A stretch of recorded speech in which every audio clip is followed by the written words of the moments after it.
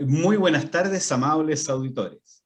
Nuevamente junto a ustedes, Patricio Carrasco, creador y conductor del programa de radio Vamos, Somos Chilenos, Marcelo González, líder profesional de la Fundación para el Progreso, sede de Valparaíso. Y quien les habla, Enrique Cordobés, editor de Demo Digital, Vota este domingo por tu futuro. Cada jueves a las 19 horas en Radio Portales, 89,5 FM e Internet, animamos su regreso a casa y el encuentro con familiares y amigos.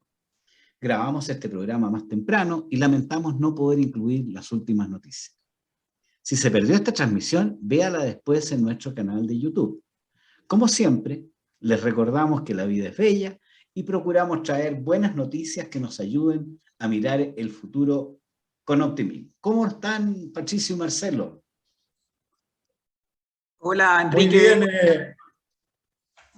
Todo bien, todo bien. Igual, Patricio, ¿cómo estás? Gusto tenerte por este espacio. Saludo también a la gente que nos escucha hasta ahora por Radio Portales. Encantado de poder acompañarlos durante un rato. Muy bien. Gracias, Enrique, Marcelo, por la invitación. Yo aquí he venido a reemplazar a Pilar Soberano, la que el pueblo ha llamado, que es irreemplazable con sus dichos y comentarios, así que voy a estar aquí con ustedes tratando de ver o una mirada diferente a lo que está por venir.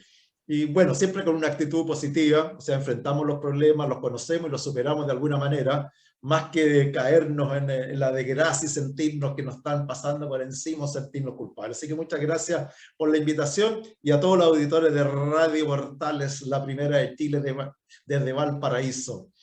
Bueno, y según nosotros también, la regalona de los porteños. Bueno, faltan 72 horas para que los chilenos vayamos a votar. Seguramente todos iremos con la expectativa de un futuro mejor para nuestra actividad y nuestra familia. Lamentablemente, casi la mitad del padrón electoral podría nuevamente dejar de votar, porque ya no cree en la política. Pero, estimados auditores, esta no es una elección más. La polarización se ha agudizado desde el año 2018, poniendo en juego dos modelos de desarrollo contrapuestos. Tenemos un candidato de propuestas revolucionarias que encandila a la juventud, y un candidato de cambios progresivos que representa a quienes hemos visto fracasar los cuentos de hadas. El debate político casi siempre se centra en la disputa derecha versus izquierda. Pero, ¿cómo creen ustedes que influirá esta elección otros ejes distintos, como la edad, el sexo, la región donde viven las personas, sus actividades y otras variables de los que votaremos este domingo?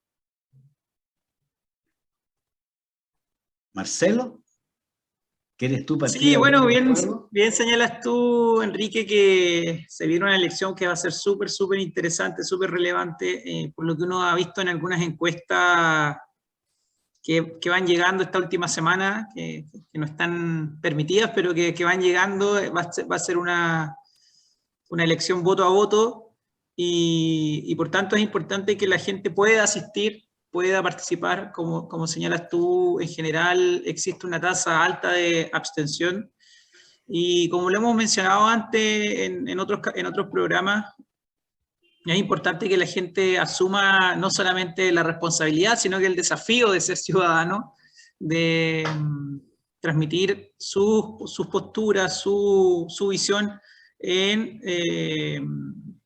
este voto, que al final, sobre todo en elecciones donde son tan parejas, es importante que esas personas también participen. Yo lo que veo es que bueno, hay una alta participación de personas más adultas. En general falta que participen más jóvenes, pero también hemos ido viendo que los jóvenes van participando cada vez más, así que en general esperamos que eso se pueda mantener. Además, la elección pareciera ser que se ha ido, o sea, hay mucha gente que dice que está polarizada, y yo en cierta parte lo creo, pero además se han ido generando ciertos versus, digamos, regiones versus capital, o ciudades más urbanas versus campo. Para muchos también está esta discusión jóvenes versus más adultos o más viejos, en términos de candidatos. Entonces, también va a ser bien interesante cómo se van comportando estos distintos grupos. Y quizás, bueno, ahí Alexis Callis, que es un analista político, decía que según él, si es que van los jóvenes a votar, va a salir Gabriel Boric. Entonces, esa es una tesis y en realidad lo que yo quiero tratar de graficar ahí es que claro, existe hoy, por lo menos en esta elección, una idea de que hay ciertos contrapuestos y eso va a ser interesante al final ver cómo, por ejemplo, en las zonas menos urbanas se mueven a votar ese día, cómo las zonas urbanas también se mueven. Hemos visto cómo la campaña, bueno, en la primera vuelta José Antonio Kast ganó en casi todas las regiones, menos en Santiago, Valparaíso y creo que Coquimbo. Bueno, y Magallanes, que ganó Gabriel Boric.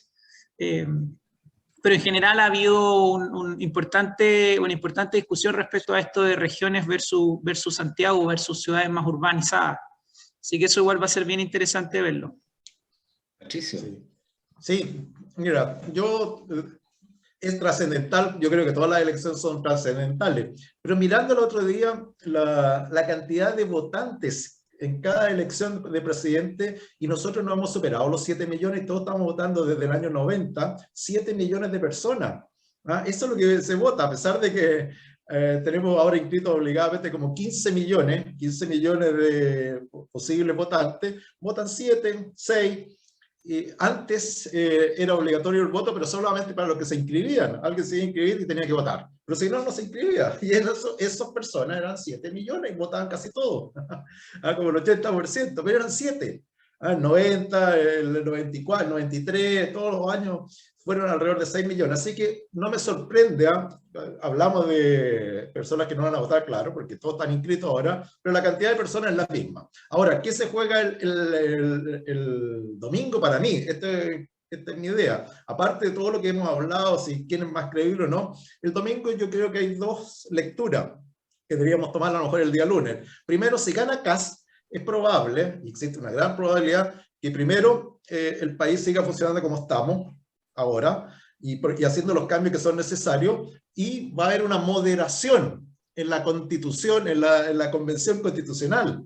No va a ser tan extremista, y podría, si no lo hace bien, ser rechazada cuando se presente en el plebiscito de salida. Si gana Kast, si gana ahora Boric, bueno, ahí tendríamos otros, van a haber revoluciones, porque yo no creo un cambio así tan significativo que no, cuando se le nota que él lo está haciendo para atraer al centro, a las personas del centro, así que yo creo que va a haber cambios revolucionarios. Pero además, la convención constitucional o la convención constituyente va a tomar más fuerza de nuevo y se va a sentir empoderada, va a hacer los cambios que ellos quieren porque creen que va a ser aprobado de todas maneras cuando se presente. Esas son mis lecturas, a pesar de todo lo que hablamos ahora. Esas son mis lecturas para el día lunes y veremos qué pasa. Bueno, es difícil hacer un pronóstico, porque esto va a ser como las llegadas del club hípico, así por nariz va a ganar, digamos. Yo creo que estamos hablando de 100.000 votos, algo así. Mira, yo creo que a mí me interesa, claro, tratar de analizar cómo votan las personas, no solamente en el eje político en el cual se encuentran. Y en ese sentido yo creo que habría que pensar, por ejemplo, las mujeres van a votar por Kast o por Boric, dependiendo de la edad. ¿Cuál candidato desde el punto de vista femenino le da más confianza, más seguridad? A lo mejor quizás las chiquillas más jóvenes se sienten obviamente identificadas con un candidato como Boric, que es más o menos semejante en la edad. Y curiosamente uno ve que podría pensar que, por ejemplo, los votantes de Boric están concentrados en un determinado estrato social, de repente ha avanzado transversalmente. Así que eso, yo creo que el nudo gordiano de este cuento es la región metropolitana. La región metropolitana, por la cantidad de votos que tiene, basta ver el mapa de las comunas que votaron mayoritariamente por Kast, que están en el sector oriente, digamos. Y todo el otro resto del Gran Santiago es lo que hay que conquistar. Ahora, las personas, digamos, de edad mediana, que tienen un trabajo estable y que quieren seguir viviendo en paz, yo creo que tienen su voto comprometido con Kast. Pero los niños, ese tremendo grupo que no estudian ni trabajan, que están viviendo a costas del IFE, digamos, quieren seguir con la fiesta, digamos. Ese es un cuento de seguir o no con la fiesta. Y lamentablemente el aterrizaje va a ser violento cuando se acaba el IFE y cuando con las nuevas tasas de interés que están del orden del 4%, ¿no es cierto? Algo así. Todo se va a encarecer. Todos que se iban a comprar una casa van a tener que arrendar. En fin, los que se compraron un auto lo tendrán que postergar. Se acabaron los retiros. Entonces, ahora hay que enfrentar la dura realidad. En ese escenario va a ser muy difícil gobernar para cualquiera de los dos. Ahora, los que voten por Kast van a votar por cambios progresivos. Los cambios hay que hacerlo de todas maneras, quedaron claros desde octubre del 2018. El problema es cómo. La receta de cómo va a salir el queque, si va a salir esponjoso y rico para todos, o va a salir plano y reseco, digamos. Yo creo que por ahí van las misas. Sí, sí, mira, ahí es bien interesante. Lo que uno ve en la encuesta es que en general las mujeres están con Gabriel Boric y que los hombres están con Kast. Eso por lo menos muestran las distintas encuestas. Y yo creo mucho que tiene que ver con algunos errores del programa inicial de Kast, que fue esta idea de eliminar el Ministerio de la Mujer, que entre otras cosas permitió también porque aquí hay algo curioso. En general, en el comando de Gabriel Boric y la gente que está con Gabriel Boric habla mucho de que José Antonio Kast es un mentiroso y que en general han jugado un poco con esta idea de Pinocho, tratando de meter a Pinochet por una parte, pero por otro lado a José Antonio Kast como el mentiroso, y han tratado de mostrar a José Antonio Kast como una persona que siembra constantemente la fake news, pero en general lo que uno ve es que desde el mismo comando de Gabriel Boric existe mucha mentira y mucho fake news, porque claro, en esta misma lógica como de eliminar el Ministerio de la Mujer, que en realidad en el fondo lo que se estaba hablando era disminuir ministerios porque existe una excesiva burocracia y existe una excesiva grasa del Estado debido a todos estos ministerios que se van creando y que al final terminan siendo mucho más ineficientes. En esa lógica, bueno, el comando de Boric lo que ha tratado de implantar en la discusión es que casi que las mujeres van a estar desprotegidas con José Antonio Kast, que las mujeres van a perder sus derechos, que las minorías sexuales casi que van a ser atacadas en la calle. Entonces, ha existido también una importante creación de mentiras y mitos en torno al tema mujeres, y yo creo que eso también le ha afectado harto a José Antonio Kast en llegar a las mujeres, y por lo menos eso es lo que muestran las encuestas.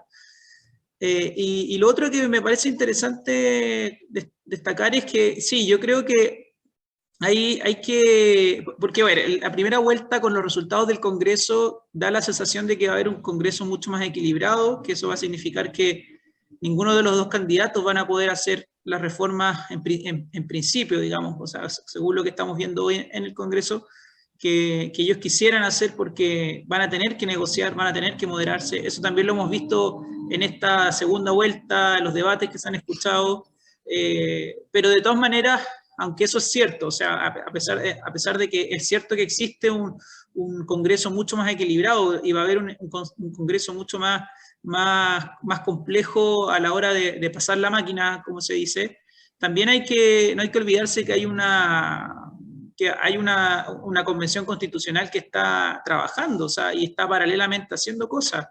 Y lo que uno ha visto, por ejemplo, de uno de los convencionales del Partido Comunista, como es Barraza, es que ellos no han entendido que la gente en general no quiere una refundación, y que eso lo dejó claro en la primera vuelta.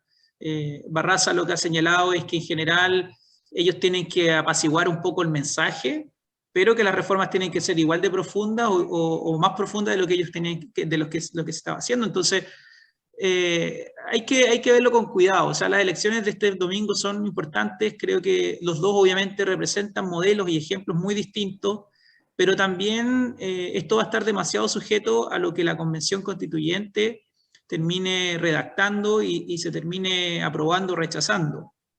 Y lo que uno ve en general es que está bastante complejo el panorama para la gente de derecha en la Convención. O sea, ha existido incluso acusaciones por tuit, o sea, hay una censura impresionante, las discusiones que se están hablando ahí son complejas, o sea, se está hablando de crecimiento, por ejemplo, en economía, se está hablando de una cantidad tremenda de castigos al negacionismo, una tremenda cantidad de derechos sociales que no se saben cómo se van a financiar. Entonces, sí, yo creo que hay que ver con atención, y con esto termino, el tema de la elección del domingo. Los dos representan modelos distintos, pero con el Congreso pareciera ser que existe cierto equilibrio que se pierde al mismo tiempo con la convención constituyente, entonces, o constitucional. Entonces, hay que ponerle ojo también a la convención. Yo creo que de repente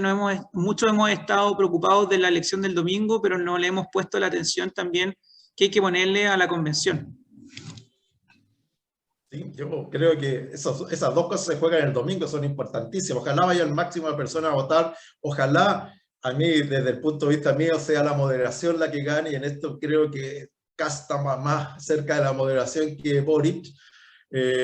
No conozco a Boris más que por lo que se dice, nunca he estado con él, nunca he conversado, ni sé lo que es, pero siempre me da la sensación que está cambiando su discurso permanentemente y está generando controversia, bueno, en la juventud también. Creo que estamos, como dice Marcelo, estamos jugando aquí la juventud versus la experiencia, ¿ah? Y hay un centro ahí que para algún lado se va a inclinar, y ese va a ser el que permita que gane la elección. ¿Serán los hombres de centro, las mujeres de centro, o serán las personas en general por edad? No lo sé, no sé lo que está pasando, pero sí hay un cambio fundamental de lo que pasó en octubre ahora, hasta la primera vuelta. Ojalá un cambio favorable, porque yo pensé que la izquierda iba a arrasar en la elección presidencial, iba a arrasar en todo, ¿no? Y especialmente con los diputados y senadores, y no pasó, y ese cambio me sorprendió. Y espero que este domingo siga esa relación, porque creo que, y confío más en el cambio, porque parece que todo es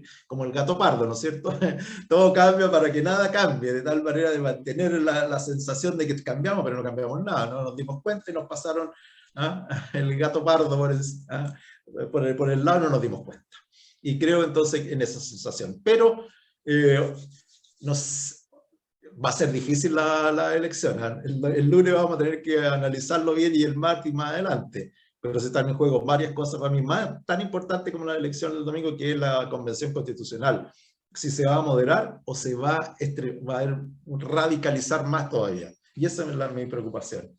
Bueno, nosotros hemos visto a la presidenta de la Convención Constitucional participando en un acto político en apoyo de Boric. O sea, está claro, digamos, que la mayoría de la convención está por cambios radicales en cosas fundamentales, como la Constitución. Pero a mí tengo una cierta esperanza, digamos, de que la moderación, como dice Patricio, se haga presente fundamentalmente en las regiones, en la ruralidad. O sea, la otra mitad de los votos, si bien una mitad está en Santiago, hay mucha ruralidad todavía en Chile. Han habido no sé cuántas manifestaciones, como 400, en apoyo del campo, del rodeo. La gente del norte, esa gente que vive de la minería, que vive de todos los beneficios que genera la minería, no quiere que la empresa privada desaparezca y sus bonos para cambiar el auto todos los años o cada 2 años, que se hacen las negociaciones colectivas.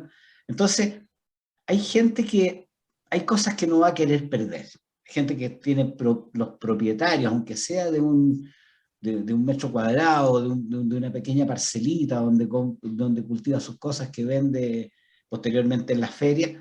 Esas personas valoran el sentido de la propiedad y no quieren sistemas estatales intervinientes que colectivicen todo. Hay amenazas muy serias al botín. Yo creo que el que gane la banda presidencial además tiene la posibilidad de acceder al botín. ¿Cuál es el botín? Los miles de millones de dólares que están guardados que manejan la AFP, pero que no son de la AFP. Siempre se habla de la AFP que tienen unas ganancias extraordinarias. Claro, lo que pasa es que son porcentajes bajos, pero de una gran cantidad de miles de millones de dólares, que obviamente van a dar también cifras porcentuales muy altas. Pero hay que entender siempre que esa plata no es de la AFP, sino que es de los ahorrantes. Y esos ahorrantes, yo creo que también, que tienen pensado que en su futuro van a ir a conocer por fin Europa, con lo que le quede de la pensión y el desahucio lo pueden gastar porque después le va a quedar la pensión para hacer estos viajes, no van a querer perder tampoco eso. Yo creo que hay mucha gente que debería pensar qué va a ganar o qué va a perder con estos cambios. Hay dos caminos, un camino revolucionario y un camino evolucionario. Yo creo que eso han estado presentes desde toda la historia. Ahora, ¿cómo va a pasar en Valparaíso? ¿Qué va a pasar ustedes que residen en Valparaíso? Hay una quinta costa que yo creo que tiene una tendencia más de izquierda, cosa de ver quiénes son los alcaldes de Viña del Mar y Valparaíso. Y hay una quinta cordillera, digamos, que está la gente más rural, que es más tradicional.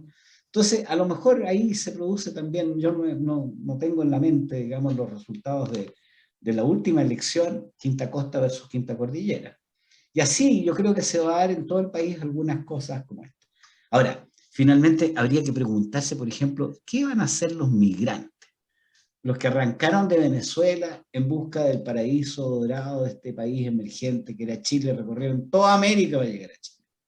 ¿Van a votar, los que tengan derecho, van a votar nuevamente por un cambio revolucionario después de haber vivido en carne propia lo que eso significa? Los cubanos que tenemos en Chile. Bueno, ese es un tema que también hay que meterlo en ¿cómo se llama? En esta receta para poder ver el resultado que se va a producir el domingo. El sexo, la edad, la ruralidad, ser nacional o inmigrante. Son muchas las variables que están en juego, pero el problema es si estas variables están presentes para los votantes, ¿qué pasa con los no votantes? ¿Qué les impide ir a votar? ¿No tienen temor a perder? ¿No tienen entusiasmo por cambiar? Esa es la pregunta de fondo. ¿Por qué la persona no va a votar? Ahora, tenemos cosas bastante pedestres, como que muchas personas con incapacidades les cuesta, ¿cómo se llaman? Capacidades diferentes, les cuesta llegar a los centros de personas de la tercera edad que si no hay el nieto o el hijo los lleva no van a poder ir a votar. Tenemos también los locales que se saturan, o que a lo mejor no están bien pensados.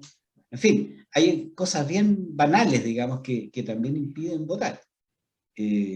Bueno, eso es, yo creo que hay que abrir las interrogantes en vez de cerrarlas solamente en el tema de derecha e izquierda. ¿Marcelo? Sí, mira, yo creo que pasa es que mucha gente en realidad siente que la política o las decisiones políticas no les toca nomás, no les afecta. Yo creo que ahí también ha habido un problema de la clase política, de los distintos actores políticos que no han sido capaces de transmitir, incluyéndonos, no hemos sido capaces de transmitir la importancia de votar, la importancia de elegir buenos representantes, la importancia que tiene al final en el voto que uno hace, la confianza que está transmitiéndole a estos representantes para que ellos al final sean los que implementen una visión de sociedad. Entonces, hay mucha gente que en realidad siente que ir a votar no les va a cambiar la vida, no les va a afectar en lo más mínimo porque van a tener que seguir trabajando. Eso es una cosa que siempre se escucha. ¿Para qué voy a ir a votar si al final, o salga quien salga, al final igual mañana tengo que seguir trabajando? Y eso obviamente no tiene nada que ver. O sea, claramente uno tiene que seguir trabajando, pero no porque salga A o B, sino que porque al final lo que va a poder hacer A o B, el candidato A o el candidato B, es que va a poder quizás generar mejores condiciones o va a generar mejores situaciones o peores situaciones para que tu trabajo sea mejor o peor. Pero claro, el punto al final es que mucha gente probablemente está con sus problemas y probablemente siente que el ir a votar no va a cambiar en nada ni va a mejorar nada su situación. Yo creo que de todas maneras siento que están profundamente equivocados. Yo creo que un buen gobernante o un buen equipo de gobernantes puede facilitar mucho más el trabajo y los problemas que uno tenga que un mal gobernante. Y eso es cosa de ver al final los programas políticos que estamos viendo, ver análisis de personas que ni siquiera están dentro de los equipos de campaña, sino que analistas políticos que te muestran cómo ciertas políticas públicas que están en los programas son súper dañinos para la economía, por ejemplo, o súper dañinos para el bienestar social. Entonces creo que ahí hay una tarea pendiente, hay una tarea importante pendiente de motivar a la gente, de mostrarle al final de por qué es importante a quién eligen, y no solamente que esto se trata de que porque salga uno u otro va a tener que trabajar más o trabajar menos o dejar de trabajar o algo por el estilo. Yo creo que eso es una de las cosas importantes, y otra también tiene que ver con el ambiente que se ha generado. Yo por lo menos veo hoy también un ambiente muy polarizado, y eso muchas veces a la gente más moderada tiendo a pensar que los aleja de la política, porque finalmente las personas ya tienen sus problemas, ya viven con sus odiosidades, digamos, no sé, con los problemas a diario. Entonces, el tener que estar cargándose o sumándose más problemas o cargándose más odiosidades del resto, me parece que es poco atractivo. Entonces, mientras más tengamos un ambiente crispado, más un ambiente polarizado, probablemente menos vas a poder llamar o vas a poder invitar a gente que no está interesada en política y que además ve la política más como un cacho que otra cosa, intenciones de querer participar. Yo siempre ha sido una incógnita para mí, ¿por qué no van a votar? ¿Por qué las personas no van a votar? Eso ha sido para mí, siempre me llaman la atención, aún que el 50%, son como 7, 8 millones de personas que no van a votar. Ahora, yo aquí me convertiría en extremista y decir, señor, si usted no ha ido a votar, no puede reclamar, exigir ni pedir nada. Usted no votó, no, por favor no me venga a que le pueda reclamar, exigir y a pedir cosas que no hizo en su oportunidad, cuando tiene la oportunidad de reflejar lo que quiere, o lo que desea, o lo que le gustaría, o el candidato que más le gustaría. Yo le diría, señor, usted no puede reclamar, no puede exigir ni al Estado, ni a nadie, nada, porque usted no fue a votar. ¿Ah? Porque si no, ¿cómo? Reclama, pero nunca va a votar, no hace nada. No sabemos lo que piensa. Bueno, esa es una opinión un poco totalitaria, pero... Bueno, yo comparto en parte con tu opinión. Yo creo que vamos a tener que dejar la conversación para la segunda parte del programa, y como se nos han ido los minutos, al terminar esta primera parte, vemos que los pasajeros de la nave Imagina se aprestan a subir a cubierta para admirar la hermosa panorámica del puerto de Marsella. Pero todos quieren terminar su hora del té con unos exquisitos croissants recién llegados desde el puerto. En un día soleado, pero con apenas 7 grados, el buque avanza con rumbo hacia el Poniente para arribar a Barcelona 16 horas más tarde. Barcelona es la capital cosmopolitana de la región de Cataluña. Es la segunda más poblada de Europa y pasó de ser una pequeña colonia romana a una próspera ciudad famosa por su arquitectura. La ciudad de Gaudí, con el fantástico templo de la Sagrada Familia. Como dice aquel viejo refrán, Barcelona es bona cuando la bolsa sona. Tan si sona como no sona, Barcelona es bona. En nuestra pausa musical de hoy, escucharemos a Pablo Alborán cantando en catalán Ningú més que tu.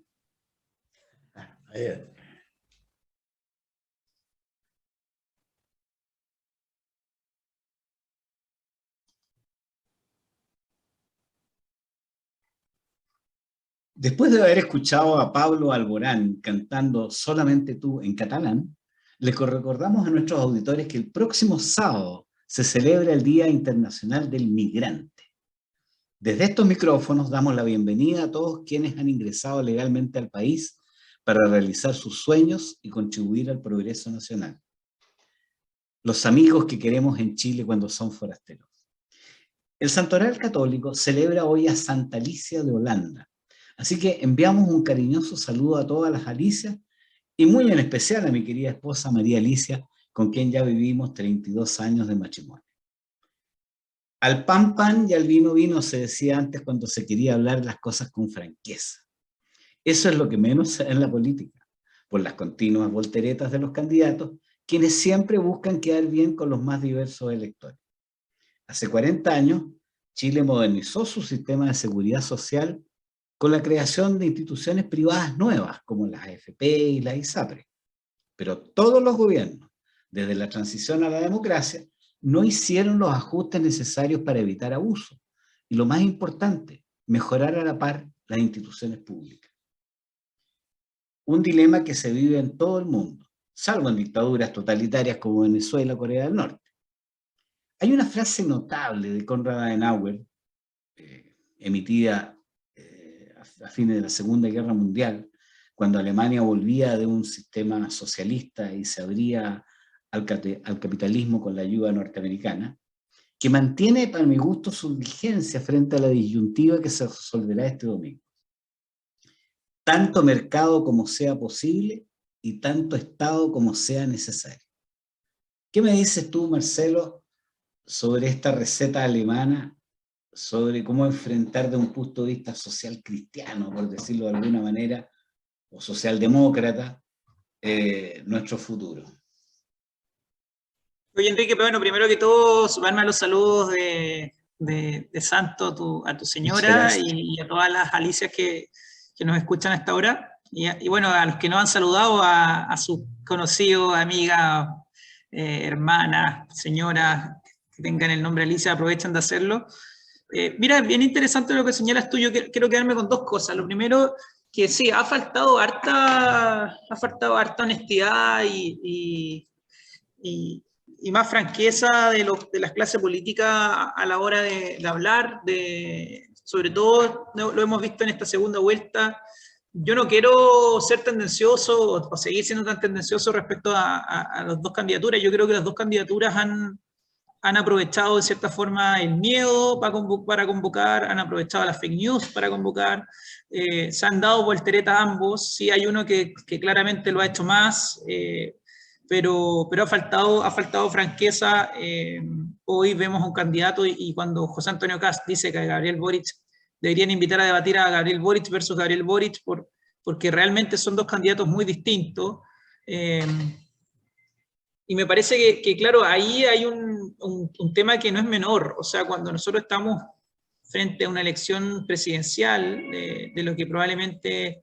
Bueno, hoy en la figura más importante del país vamos a ver qué va a pasar con la convención constituyente, si finalmente el poder del presidente disminuye o no, que probablemente va a ser, pero de todas maneras es una figura súper relevante, no solamente actual, sino que históricamente, cuando tenemos a dos candidatos que tienden a ocupar la mentira como forma de hacer política, cuando vemos a la impostura que existe, o sea, cuando vemos a un candidato que durante mucho tiempo le pegó a la concertación, le pegó a los 30 años de progreso, donde en cierta forma se ve replicada esta frase que dices tú, donde después de una base que genera la Escuela de Chicago y toda esta revolución liberal que existió en el gobierno militar, después viene la concertación, y la concertación lo que hace es comenzar a ponerle más Estado, a hacer el Estado, en algunos casos podríamos decir que hubo demasiado exceso de Estado, en otros podríamos decir que funcionó bien, pero sí hubo esta socialdemocracia en Chile durante muchos años, con la concertación, y bueno, después cuando le tocó administrar a Sebastián Piñera, y vienen estos chicos del 2011 como Gabriel Boric, Giorgio Jackson y compañía, Carol Cariola, Camila Vallejo, a hacer pero de una crítica brutal a los 30 años, hacer una crítica brutal al progreso que ha generado Chile.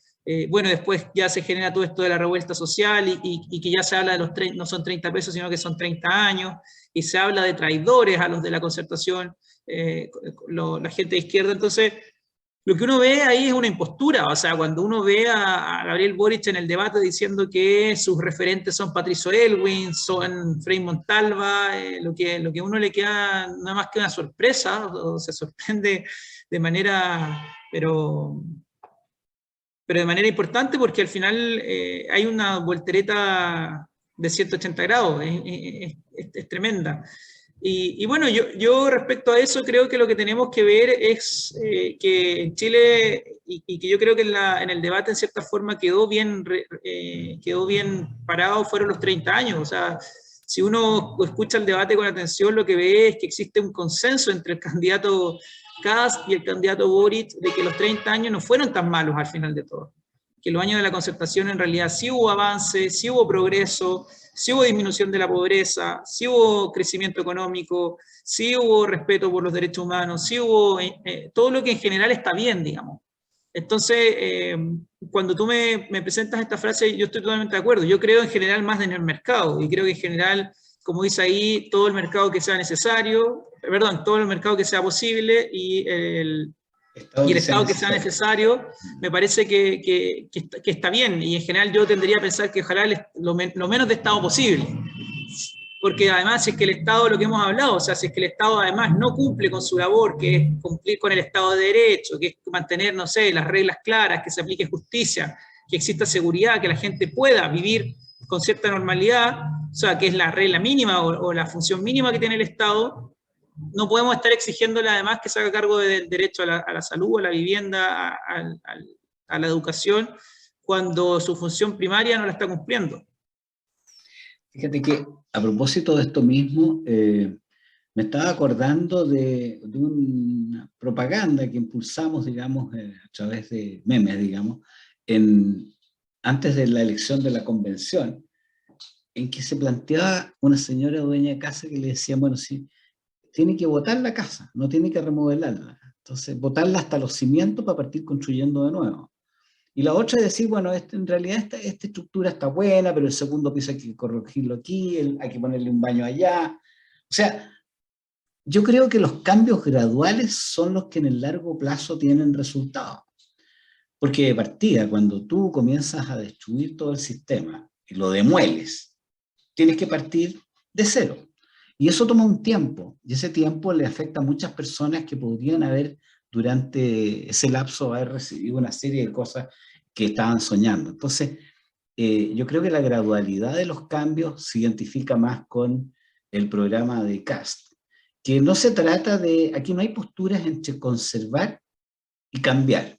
Yo creo que hay que cambiar, pero hay dos formas de hacerlo. Una forma es haciendo todo de nuevo, y otra cosa es haciéndolo en forma más gradual.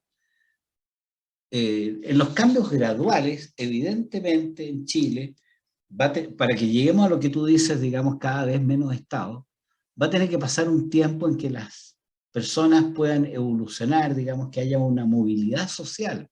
Y ese fenómeno de la movilidad social es cuando el hijo es más que el padre porque tuvo la oportunidad de acceder a una educación completa en vez de tener que ir al mundo del trabajo. Y obviamente sus hijos van a tener incluso un mejor pasar, una profesión y una actividad que les asegure el futuro, o un emprendimiento, porque no tiene por qué ser un empleado. Pero todo ese tipo de cosas toman tiempo. Y hay una cosa que tendríamos que considerar, que es la impaciencia de los jóvenes. Los jóvenes quieren los resultados pronto. Los viejos están acostumbrados a esperar. Entonces, en este sentido también yo me vuelve a la mente lo que conversábamos en la primera parte del programa, la variable generacional, digamos. Todos quisiéramos que las cosas se pudieran hacer en el más breve lapso, pero estamos aterrizando en marzo con un escenario económico muy complejo, no solamente por el 2022, sino por el 2023. O sea, cualquiera de los dos candidatos va a tener dos malos primeros años y a lo mejor 2 segundos regulares años del punto de vista económico. Entonces, en esas condiciones, cuando el papá no tiene, está a punto de perder el empleo, digamos, o está con la mitad del sueldo, ¿va a demoler la casa en vez de hacer una remodelación? Yo creo que esa es la pregunta de fondo para el domingo.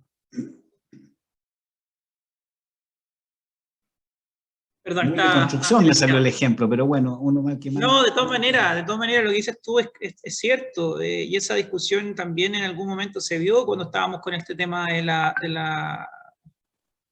la reforma constitucional, o si es que debíamos hacer una convención constituyente o no.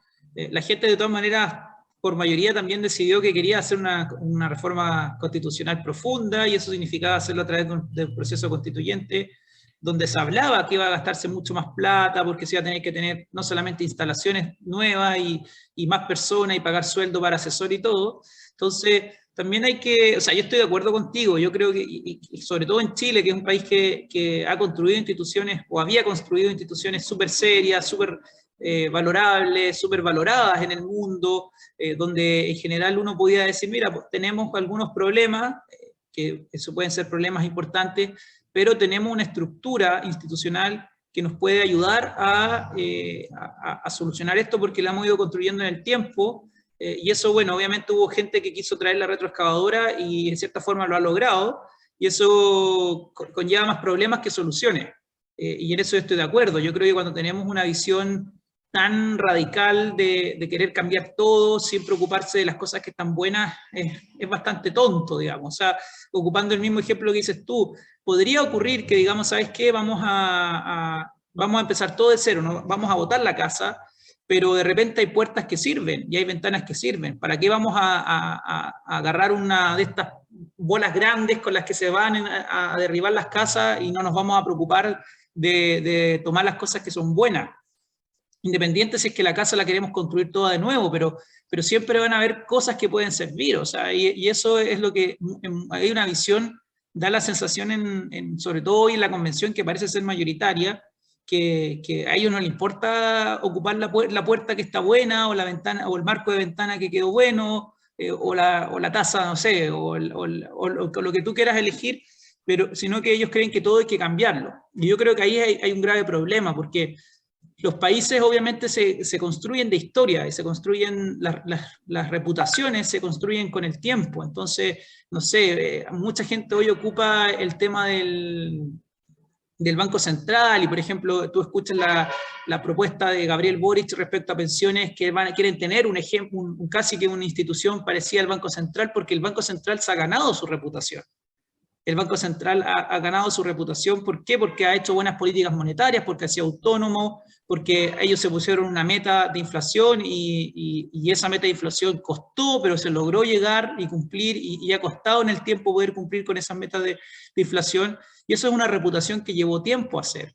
Pero sin embargo, en la convención habían personas que entraron, y yo creo que todavía están con esa lógica de que el Banco Central ya no tiene que ser autónomo, que el Banco Central tiene que estar preocupado de invertir en cosas que el gobierno decida que tiene que invertir. Entonces, todo eso sí se genera un problema, y yo creo que va más allá simplemente del tema generacional. O sea, y yo que defiendo un poco a los de mi generación, yo creo que hay jóvenes que claramente tienen esta visión más radical, pero también hay personas más adultas y ahí te puedo poner el ejemplo de Fernando Atria, te puedo poner el ejemplo de la misma presidenta, de Jaime Baza, que son mucho más radicales. Y bueno, Jaime Baza todavía es joven, pero Elisa Loncón y un montón de otros constituyentes que tuve, a Marco Barraza, son personas que son radicales, y ellos, independiente de la edad, le da lo mismo si hay que rescatar algo de la casa o hay que botarla toda completa, digamos. Entonces, creo que ahí hay un drama y hay un problema porque, claro, en general la izquierda representa más esa visión. Y Gabriel Boric, a pesar de sus imposturas y sus volteretas en este tiempo, también representa mucho de eso en su trayectoria política. Fíjate que se me estaba ocurriendo también una idea que el arco iris se cambió de lado. ¿Te acuerdas cuando ganó la concertación? Bueno, se produjo la transición a la democracia, se creó la concertación, que era un movimiento que conglomeraba a grupos muy distintos y que juntos constituían un arco iris, y esa era la propaganda contra un sistema gris que era el régimen militar, digamos. Pero a medida que ha pasado el tiempo, fíjate que si tú piensas, el candidato de la derecha, por decir algo de la centro derecha, no es de los partidos tradicionales, es de un pequeño partido que es el Partido Republicano, y que va a tener que gobernar con aquellos que piensan distinto a los republicanos. Entonces, yo creo que hay más arcoíris en la derecha en este momento que en la izquierda, por decirlo así en términos burdos. Porque tú tienes posturas tan disímiles, por ejemplo, en temas de género, como Egópolis con los republicanos. Visiones respecto al mercado que son distintas en la UDI y en Renovación Nacional. Entonces, a lo mejor es más garantía de moderación, de sensatez, de acuerdo, de todo aquello que se decía en la propaganda del no, en la derecha que en la izquierda, que en la izquierda pareciera que el color rojo es el más predominante, y son algunos matices de rojo, pero en general hay un movimiento revolucionario, estatista, que nos trae recuerdos, digamos, de Allende, de los gobiernos estatistas radicales, de una vieja herencia, digamos, que viene del siglo pasado y que no ha tenido éxito en el mundo. Entonces, yo creo que para cualquier persona, tratando de ser bastante objetiva, se debe dar cuenta, digamos, que este gobierno de concertación de derecha va a ser bastante más equilibrado, bastante más abierto a diferentes posturas que un gobierno dirigido básicamente por lo que piensa el Partido Comunista. Entonces, no se trata de ser extremista, pero a la larga uno comienza a mirar los programas. Ahora sean ¿cómo se llama? Moderados aparentemente, se les ha puesto otros títulos, pero básicamente lo que se quiere es terminar con un modelo de liberal, neoliberal, o con un modelo de la libertad de elegir. Yo creo que esa es una de las cosas que está clara y que está en juego. Poner a la persona al centro del sistema o poner al Estado al centro del sistema. Una receta es que las personas por sí solas son capaces de progresar, crear, emprender y desarrollar sus actividades y alcanzar la felicidad por ese camino. Y otros 12 millones no. Miren, niñitos, si no lo hace el Estado, usted no lo va a poder hacer. Así que nosotros nos vamos a encargar de las plata, nosotros le vamos a decir lo que usted tiene que hacer para ser feliz. Entonces, la alternativa es muy clara. Es libertad versus totalitarismo. Un totalitarismo atenuado, que tiene, digamos, una serie de moderaciones, pero que en el fondo va a la misma cuestión, a sacar a la persona del centro.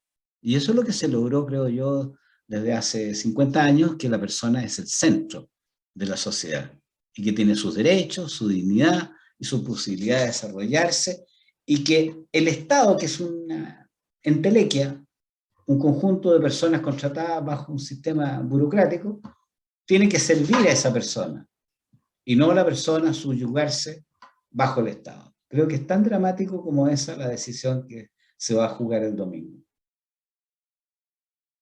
Sí, mira, y yo lo que dices al principio es súper interesante porque, o sea, y esto te lo muestra, cuando Gabriel Boric pasa a la segunda vuelta, los partidos de la concertación o la nueva mayoría, como queramos llamarlo, se cuadraron detrás de él de manera muy fácil y sin ningún tipo de condiciones. Eso te muestra que al final no hay muchas diferencias, o a ellos las diferencias no les interesan mucho. O sea, lo que los une le termina generando mayor cohesión, digamos. Mientras que por el otro lado, tú tienes a José Antonio Kast, que le costó mucho más el poder congregar a la gente de derecha. O sea, Sichel se demoró, de hecho le pidió ciertas condiciones, bueno, la UDI se plegó rápidamente, pero los otros partidos en general mostraron un poco más de resiliencia, de resistencia, y incluso algunos personajes importantes como alcaldes que son conocidos en la Florida y otras partes, hasta hace poco recién se cuadraron con José Antonio Kast. Y ahí lo que uno ve, claro, ahí es que existen, pareciera ser que existen diferencias más importantes o más sustantivas dentro de la derecha que simplemente ganarle a la izquierda, que es como pareciera ser que termina siendo la consigna de la izquierda, que es más importante ganarle a la derecha que las visiones y los proyectos políticos que tenga cada partido. Entonces, y eso también lo muestra cómo ha ido decayendo la democracia cristiana, cómo el PPD también ha ido decayendo, cómo el Partido Socialista, aunque en menor medida, pero también sigue decayendo. O sea, en general hay una disminución de los proyectos políticos de izquierda porque en general pareciera ser que se han ido minimizando, o sea, mimetizando entre ellos.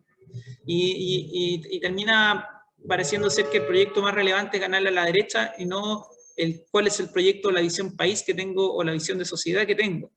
Entonces, es verdad lo que dices tú, pareciera ser que el arcoíris hoy está más en el lado de la derecha que en el del lado de la izquierda.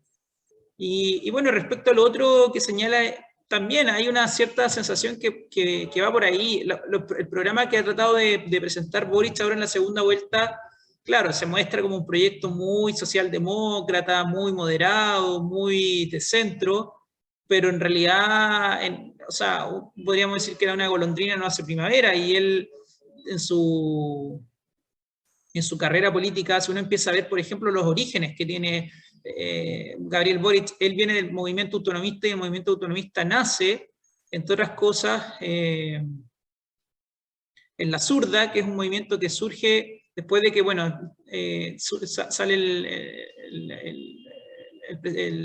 termina el gobierno militar, y esto se reformula respecto a cuál es el rol que tienen que cumplir, digamos, los movimientos de izquierda. Pero en general ellos avalan, y él mismo lo ha avalado, al Frente Patriótico Manuel Rodríguez, y ha avalado también a este movimiento que cree en la violencia ya en democracia. Entonces se ha juntado con Salamanca y ha mostrado también por momentos pocas credenciales democráticas. Entonces, ahí yo creo que hay un riesgo que hay que tener y hay que mirar con bastante cuidado cuando vemos al Gabriel Boric de hoy. Yo personalmente no le creo, o sea, yo no le creo la postura que tiene él hoy. Sobre todo, además, porque yo lo conocí no a él personalmente, sino que a la gente con la que está él en la universidad, y en la universidad la izquierda es lo menos democrática que hay. O sea, es una izquierda que censura, que funa, que persigue a la gente que piensa distinto, que aplasta al que piensa distinto. Entonces, esa izquierda al final es la que acompaña y es parte de donde él viene, y esa izquierda no ha cambiado. Esa izquierda es igual y ha sido igual hace mucho tiempo. Sí, yo creo que no tengo esa experiencia, pero te creo totalmente porque he visto actitudes muy parecidas en otros ámbitos. Ahora, yo creo que todos pensamos qué va a pasar la noche del 19 de este domingo, digamos, cuando nos den los resultados. Pero yo creo que hay que pensar en el 12 de marzo. Yo creo más que hay que pensar cuando asuma este nuevo gobierno y veamos qué va a pasar para no estar, digamos, para tratar de aterrizar en cosas concretas que le interesan a los auditores. ¿Qué va a pasar, por ejemplo, en salud, que es una necesidad absoluta y imprescindible para las personas? Bueno, si se acaban las ISAPRES, una alternativa con Boric es que todo sea estatal. Se acabaron las ISAPRES. Bueno, y las personas que tenían un sistema de libre elección, ¿por qué en vez de sacarle los patines, digamos, a las personas y quitarles la ISAPRE, hagamos que el sistema de libre elección sea para todos? Aumentemos la cantidad de personas FONASA que puedan llegar a la libre elección. Eso es lo que plantea acá. Ahora, respecto de la AFP, bueno, si las AFP tienen tantas utilidades, bueno, entonces que entren otros actores para que se repartan esas utilidades en más organizaciones. Pero no le quitemos la rentabilidad que están logrando los expertos. No dejemos de invertir en el extranjero, traerse todas las platas para Chile, invertir en Chile en bonos del Estado, que bonos se convierten en papeles que no sirven para nada al paso del tiempo. Es una expropiación disimulada. ¿Qué va a pasar con, qué sé yo, con la vivienda? Vamos a tener uniformidad de sistema y todos tienen una casa igual, como la ex Unión Soviética. ¿Qué va a pasar en otras cosas como la educación, tan importante? ¿Por qué la gente prefiere la particular subvencionada respecto a la estatal, a la pública? Porque la pública no funciona bien, la otra funciona un poco mejor. Ahora, quizás no funciona tan bien como debiera, que hay que hacer muchos cambios, estoy de acuerdo, pero nuevamente los patines. ¿Por qué eliminar la educación, la oportunidad de los privados de invertir en educación? Porque todo tiene que hacerlo el Estado bajo un dogma estricto e indiscutible. ¿Es el Estado en este momento mejor que el mercado? De aquí estamos volviendo a la frase inicial, ¿no es cierto? El Estado que tiene mucha burocracia, que tiene muchas personas. ¿Cuánto se demora en un sistema estatal en conseguir una hora para el médico? 3 meses. ¿Cuánto se demora en un sistema privado?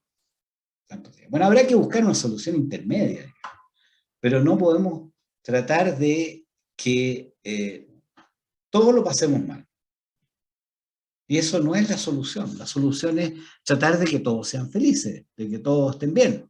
Entonces, tendremos que hacer cambios graduales para llegar a una solución de compromiso entre una cosa y otra, pero no una solución radical que se vaya por el lado simplemente de cosas que han fracasado.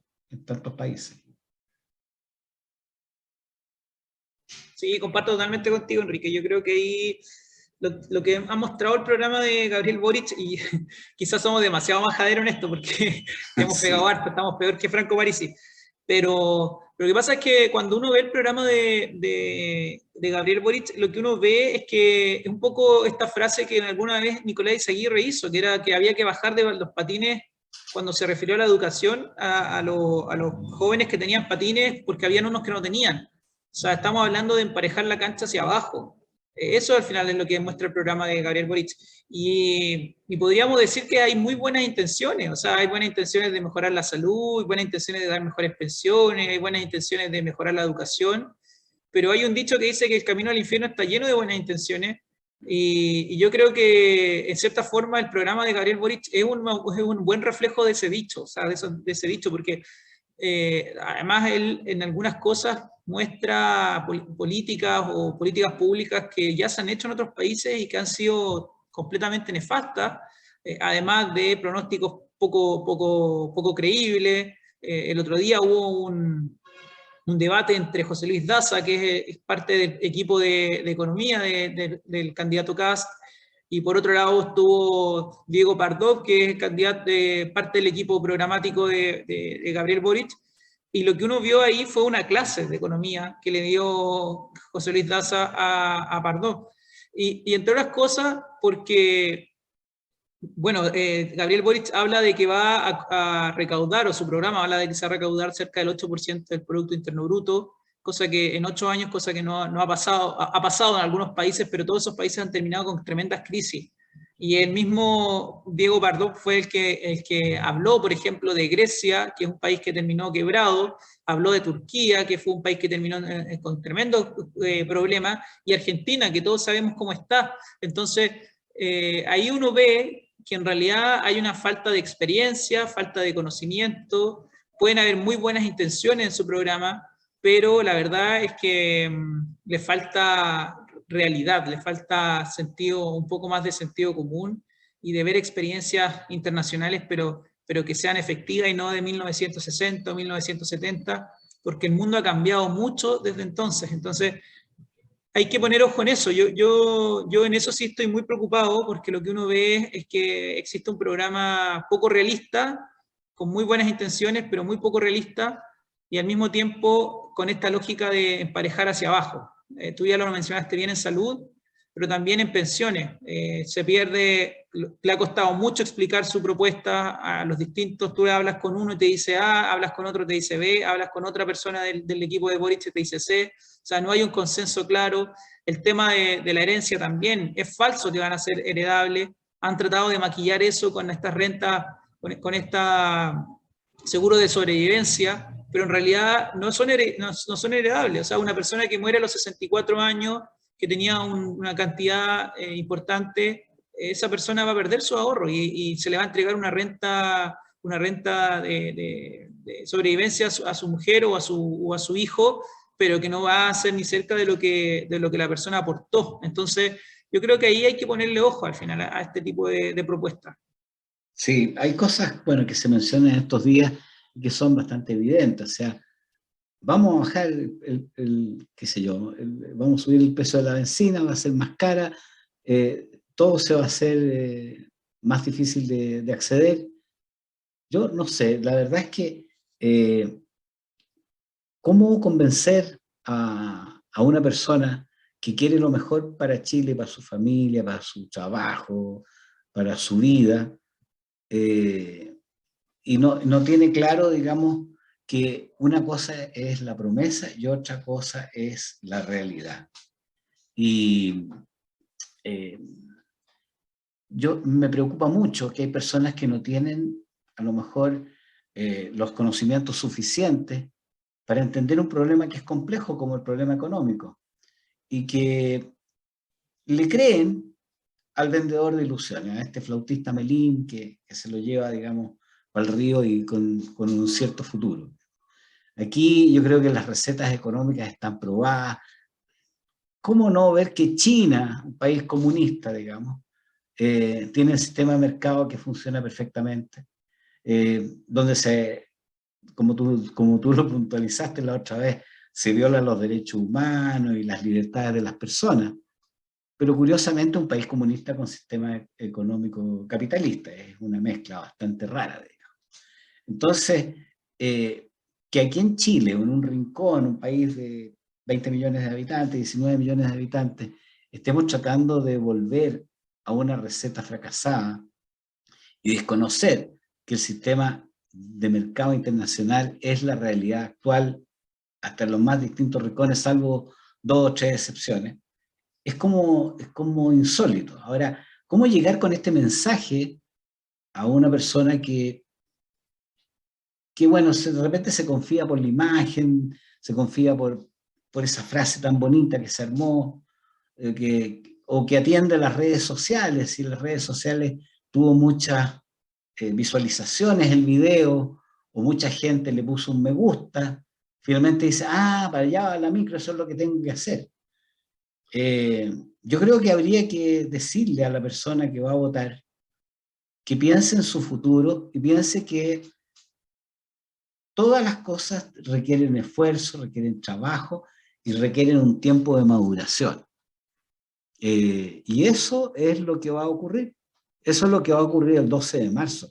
No nos quedemos con los flash y ¿cómo se llama? Los fuegos artificiales que van a haber seguramente por el candidato que gane, sino que cómo se va a poner a trabajar para que el 12 de marzo las cosas mejoren efectivamente en términos prácticos, no en términos ilusorios, así de que ya, yo llegué y todo va a comenzar a cambiar. Es difícil, fíjate, cómo transmitir esta idea, cómo hacer a través de este micrófono, decirle a las personas que piensen en lo mejor para Chile en términos de remodelación y no de demolición.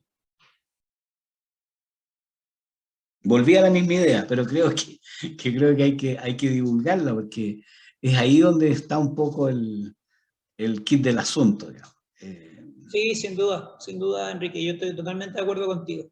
Mira, yo al final lo único que espero es que al final del día domingo exista obviamente un ganador, un perdedor, pero también exista una alta cantidad de gente que haya participado, que esa cantidad de gente que haya participado lo haya hecho informado. Todavía hay tiempo para hacerlo. O sea, uno puede revisar los programas, puede revisar si no le gusta leer o le da flojera leer, puede revisar los debates, puede revisar los distintos programas de televisión que han habido, no solamente los debates de los candidatos, que muchas veces eso terminan siendo más programas de televisión con polémica y buscando la frase que le pueden sacar, sino que programas como por ejemplo el que hizo CNN hace unos días atrás con el debate económico, de repente han habido debates programáticos, esos quizás son más interesantes para las personas, y todavía hay tiempo para informarse. Entonces yo espero que el día domingo el que gane también haga la muestra y vaya al comando que corresponde a felicitar al ganador, y bueno, que la gente que haya participado y podamos en cierta forma cerrar un capítulo de una elección que ha sido polarizada,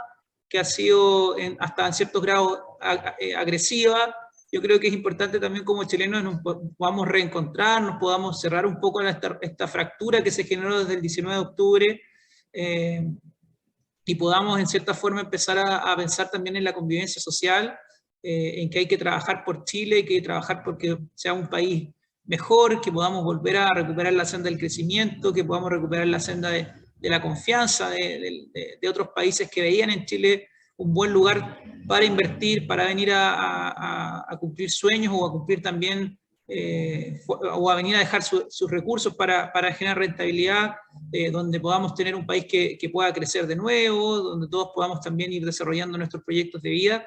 Yo creo que eso al final es lo más importante. Así que, bueno, yo creo que ya estamos por terminar. No sé cómo estamos en tiempo. Sí, tienes toda la razón. Yo creo que nos tenemos que ir con una buena noticia para no terminar con el ánimo bajo, y decirle a los auditores que los dos candidatos tienen claro lo que quieren hacer. El problema, fíjese bien cómo lo están prometiendo hacer. El cómo es la clave de lo que va a pasar a contar del 12 de marzo en adelante. Y bueno, a propósito de buenas noticias, hay que decirle a nuestros auditores que tenemos un banco de la plaza con una muy buena noticia para los jóvenes que nos están escuchando. Es uno de los bancos más innovadores y ha lanzado una cuenta Match para que los adolescentes ingresen al mundo financiero. Los jóvenes, con autorización del adulto o del progenitor normalmente, podrán realizar pagos y compras en Chile y el mundo, previo visto bueno del tenedor de la cuenta, el cual se recibirá por correo electrónico. Los jóvenes de la generación Z podrán ahora acceder a servicios financieros digitales sin costo y a manejar un monto de recursos acotados a sus necesidades. Con esta buena noticia y el agrado de haber compartido la conversación con Patricio y Marcelo, nos despedimos de nuestros auditores, esperando que el próximo jueves estemos todos contentos por haber contribuido a un mejor Chile. Chao, Enrique. Chao a todos los que nos escuchan. Un gusto, que estén muy bien. Hasta la próxima. En Radio Portales, la primera de Chile y la regalona de los porteños.